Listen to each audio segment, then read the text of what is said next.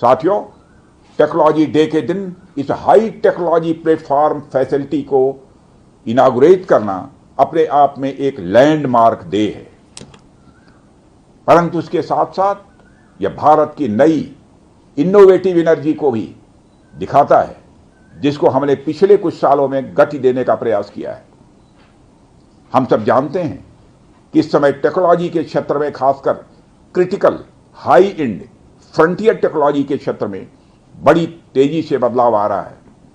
चाहे civil sector हो या डिफेंस सेक्टर, आज रोज नई नई टेक्नोलॉजी सभी प्रकार के प्रोडक्ट्स या सर्विसेज में क्रांतिकारी परिवर्तन ला रही हैं।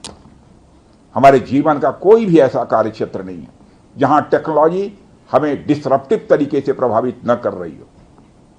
दुनिया के हर क्षेत्र में इस टेक्नोलॉजी क्रांति ने एक ऐसी उथल पुथल मचा रखी है जहां पुराने सारे अब तक के स्थापित जो नोशंस हैं, धारणाएं हैं, वह तेजी से बदल रही हैं और ऐसे नए परिवर्तनों का आगाज हो रहा है जिसके बारे में पहले हम सोच भी नहीं सकते थे।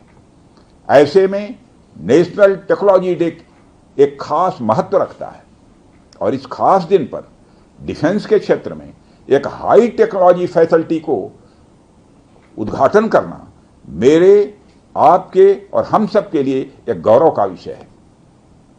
साथियों, ब्रह्मोस भारत और रूस के हाईएस्ट डिफेंस टेक्नोलॉजी का एक संगम है। जिस तरह हमारा उत्तर प्रदेश प्रयाग स्थित संगम के लिए दुनिया भर में जाना जाता है, उसी तरह आने वाले समय में लखनऊ भी इस टेक्नोलॉजी के संगम के लिए जाना जाएगा और यह संगम कई अनेक विशेषताओं को अपने अंदर समाहित करता है। आने वाले समय में यह रोजगार के सीधे यानी डायरेक्ट और इनडायरेक्ट अवसर पैदा करेगा। मुझे यह भी विश्वास है कि आने वाले समय में यह क्षेत्र एक ग्रोथ पोल के रूप में उभर कर सामने आएगा। साथियों, ब्रह्मोस जैसे कॉम्प्लेक्स सिस्टम की एक खास विशेषता होती है और यह सिस्टम अनेक प्रकार के सब सिस्टम, कंपोनेंट्स और पार्ट्स से बने होते हैं जिन्हें किसी भी एक जगह पर निर्मित करना संभव नहीं होता। यह सभी अलग अलग पार्ट्स इतने विशेष होते हैं, स्पेशलाइज्ड होते हैं, इनमें से हर एक को बनाने के लिए हाईली स्किल्ड मैन पावर और हाई टेक्नोलॉजी वाले हथियार, औजार, टूल्स की आवश्यकता होती है। आपको मैं यह बताना चाहूंगा कि हमारी डिफेंस इंडस्ट्री के अंदर देश भर में, चाहे वह डीपीएसयू हो या प्राइवेट सेक्टर की इंडस्ट्रियल यूनिट्स हो या जहां भी स्थापित होती हैं, वहां अपने साथ साथ एमएसएमई यानी छोटी औद्योगिक इकाइयों का एक एंसिलरी इंडस्ट्रियल बेस भी निर्मित करती हैं और इन एंसिलरी इंडस्ट्रियल बेस से पूरे इलाके का एक सामाजिक आर्थिक विकास होता है। मेरा मानना है कि यह फैसिलिटी सेंटर भी वही भूमिका निभाएगा। और साथियों, जैसा कि आप सब जानते हैं, चाहे भारत सरकार हो या राज्य सरकार, हमारी नीति एकदम साफ है। Make in India, make forward. हमारे लिए रक्षा क्षेत्र में आत्मनिर्भरता का अर्थ बहुत व्यापक है। हम इस विचार के साथ आगे बढ़ रहे हैं कि हमें खुद के लिए तो आर्म्स एंड इक्विपमेंट बनाना ही है, साथ ही साथ में पूरी दुनिया को एक्सपोर्ट भी करना है। साथियों, दुनिया की मिलिट्री मार्केट में अपार संभावनाएं हैं। हाल ही में मैं Stockholm International Peace Research Institute की एक रिपोर्ट पढ़ रहा था।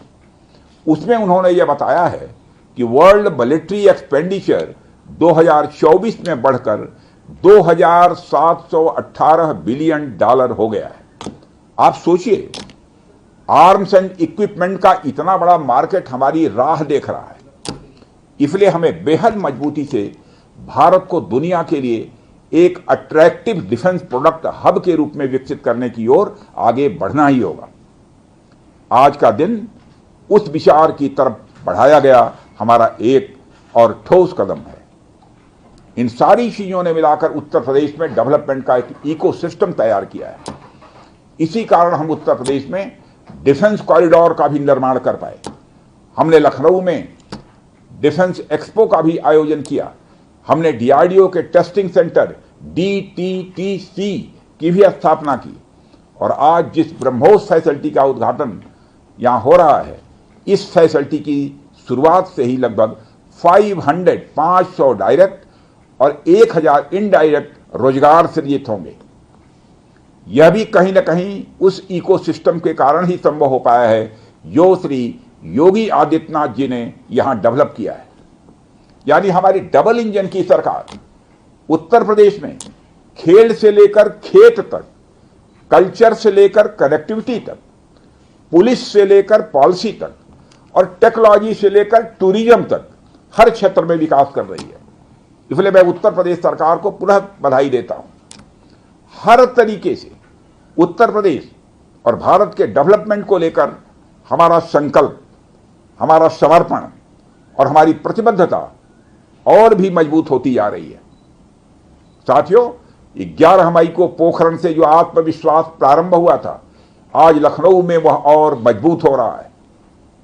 साथियों, अपनी बात समाप्त करने के पहले मैं कहना चाहता हूं कि जिन भारत विरोधी और आतंकी संगठनों ने भारत माता के मस्तक पर हमला करके कई परिवारों के सिंदूर मिटाए थे, उन्हें भारतीय सेना ने ऑपरेशन सिंदूर के माध्यम से इंसाफ दिलाने का काम किया है।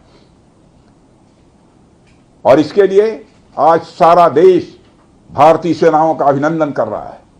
ऑपरेशन सिंदूर सिर्फ एक सैन्य कार्रवाई भर नहीं है, बल्कि भारत की राजनैतिक, सामाजिक और सामरिक इच्छा शक्ति का प्रतीक है। यह ऑपरेशन आतंकवाद के खिलाफ भारत की दृढ़ इच्छा शक्ति का और सैन्य शक्ति की क्षमता और संकल्प शक्ति का भी प्रदर्शन है।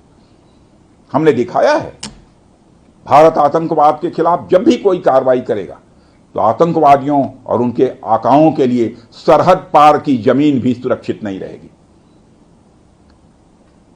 भारतीय सेनाओं ने ऑपरेशन सिंदूर को पाकिस्तान में मौजूद आतंकी ढांचा ढहाने के उद्देश्य से लॉन्च किया था। हमने उनके आम नागरिकों को कभी निशाना नहीं बनाया था, मगर पाकिस्तान ने न केवल भारत के नागरिक इलाकों को निशाना बनाया, बल्कि मंदिर, गुरुद्वारा, गिरजाघर पर भी हमले करने का प्रयास किया। भारतीय सेना ने शौर्य और पराक्रम के साथ साथ संयम का भी परिचय देते हुए पाकिस्तान के अन्य ठिकानों पर भी प्रहार करके करारा जवाब दिया है। हमने केवल सीमा से सटे सैन्य ठिकानों पर ही नहीं कार्रवाई की, बल्कि भारत की सेनाओं की धमक उस रावलपिंडी तक सुनी गई जहां पाकिस्तानी फौज का हेडक्वार्टर मौजूद है। मित्रों, भारत में आतंकवादी घटनाएं करने और कराने का क्या अंजाम होता है, यह पूरे विश्व ने उरी की घटना के बाद देखा, जब हमारी सेना ने पाकिस्तान में घुसकर सर्जिकल स्ट्राइक की।